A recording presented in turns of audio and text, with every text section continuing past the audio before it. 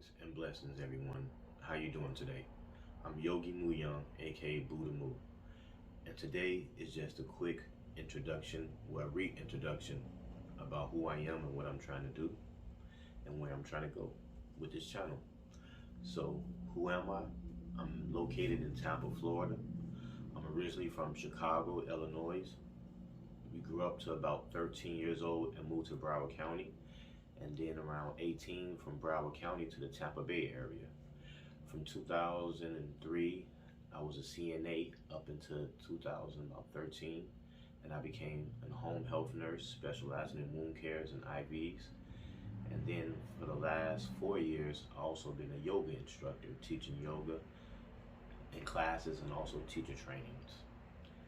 And right now, I'm currently working as the mindfulness director at Ideal Public Charter Schools in Tampa Bay, Florida, Ideal Victory and Ideal Hope, teaching mindfulness to the inner city youth. I love the job, went traded for the world, and that's what brought me to where I am today. Growing up as a child, I was dyslexic and I didn't know. I didn't find out I was dyslexic until I took an entry test to try to get into college, and they put me in a prep reading and writing class. When they seen how low my scores was, the teacher was like, you know what, I need you to stay after class. I want to talk to you for a second. And I thought I was in trouble. She's like, oh, you're not in trouble. There's no problem at all. I just need you to do me a favor. So I'm like, okay, no problem. So when the class left, I stayed after. She said, just write 2 paragraphs. I can't remember. It was about sports. I don't know if she was about your favorite sports or your favorite player.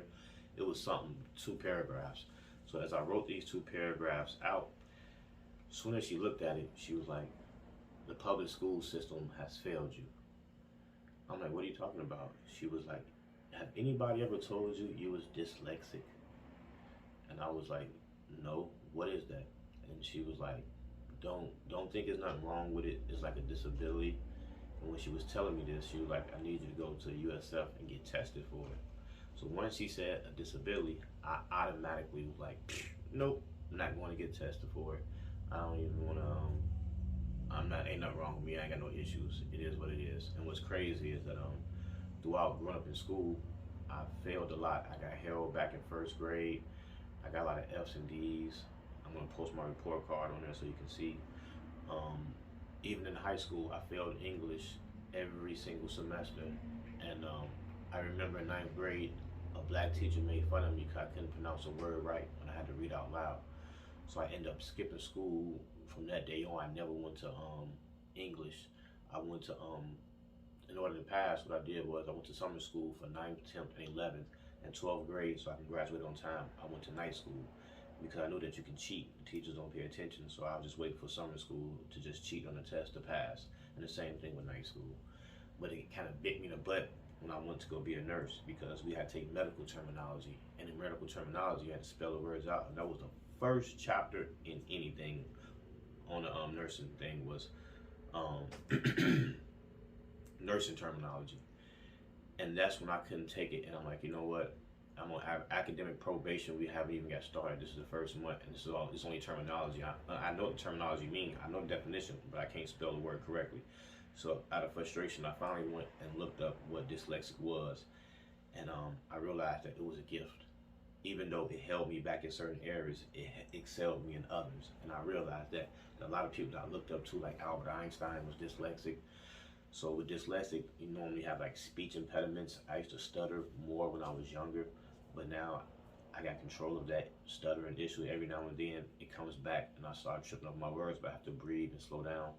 When I write words down, sometimes I put the letters backwards. And what's crazy is in elementary and even middle school and high school, in English class, teachers would mark it off and write a circle around the letters I put backwards. And now I'm older, I'm like, if y'all seen I was putting it backwards, why did y'all ever pull me to the side and see what is going on? So all this time I was thinking that something was wrong with me and was failing in school when it was just I needed to learn in a different manner.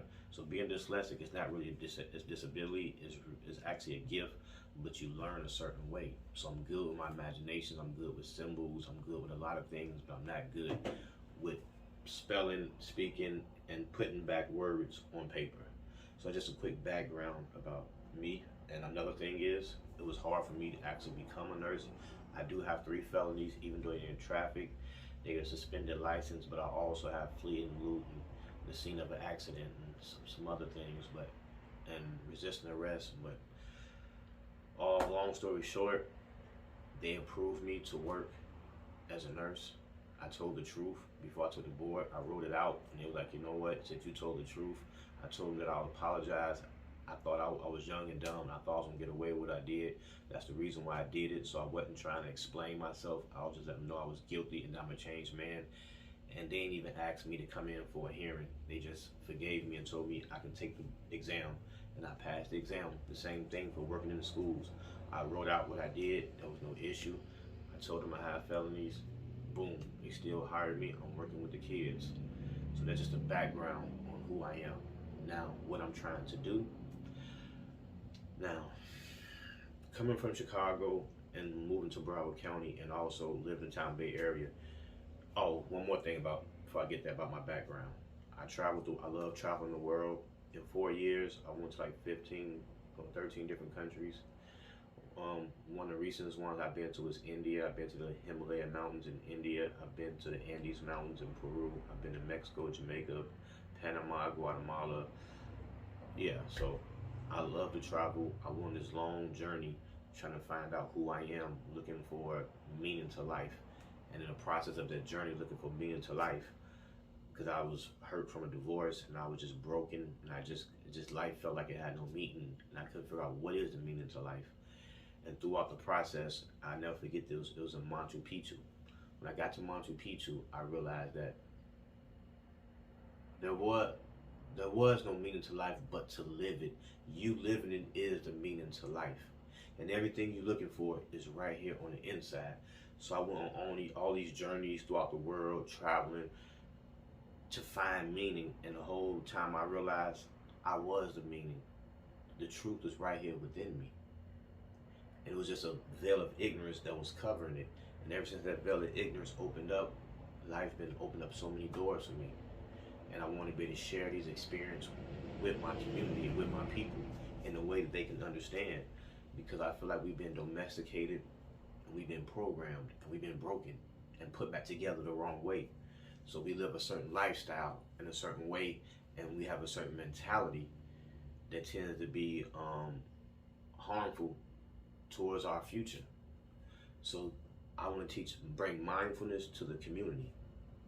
And through my experiences, not from what I've read in books or what I've learned, but from what I experienced in life, like coming up in the ghetto, then moving to a middle class neighborhood and seeing both sides of life.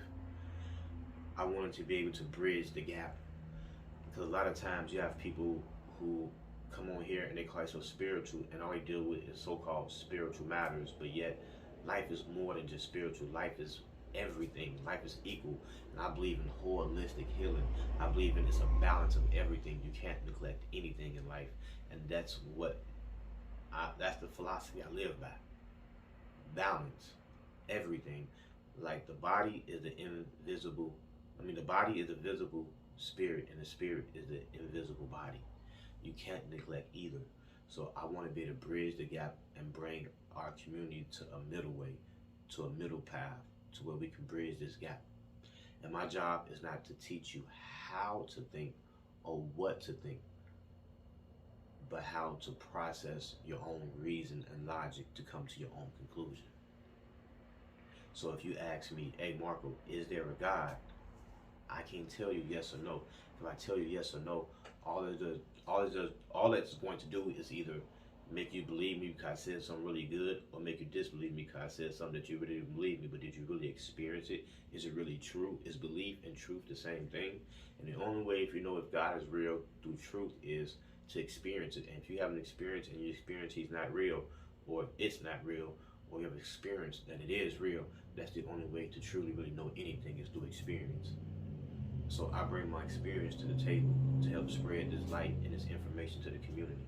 And I want to be talking about spiritual matters. I want to come on here and talk about things that's going to the community, political, local, national, international, whether even celebrities, anything that's affecting our community today. I want to speak up on it and bridge that gap to show you that everything can be brought together. You don't have to choose sides. It all can be one. So again, My name is Buddha Mu, aka Yogi Mu Young, and I came to share and spread and grow and evolve with my community. Thank you, namaste, and ashe.